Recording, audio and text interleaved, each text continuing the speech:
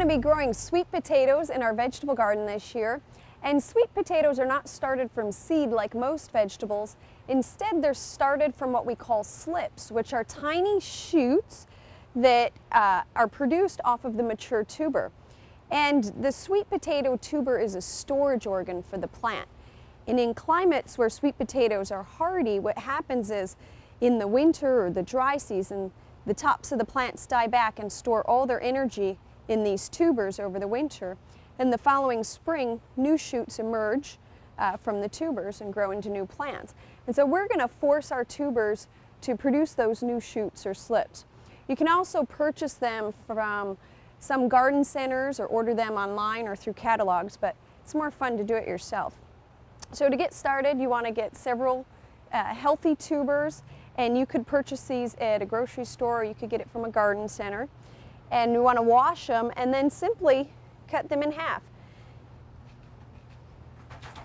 And we're going to suspend our cut tubers over water, and you could just use any kind of dish you have available.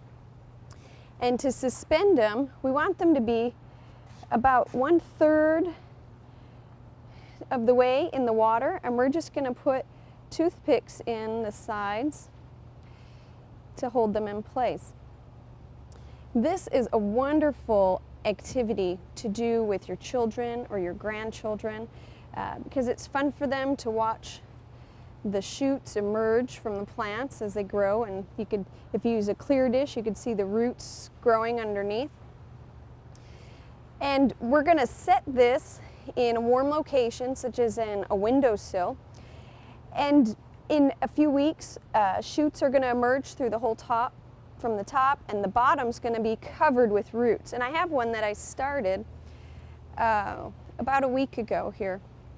And you can see the very first root has started to emerge down here on the bottom. And pretty soon this whole thing's going to be covered with roots.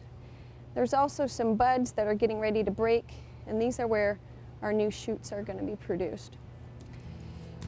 In a few weeks, we'll come back to our tubers and we'll remove the slips and set them in a shallow dish of water to root.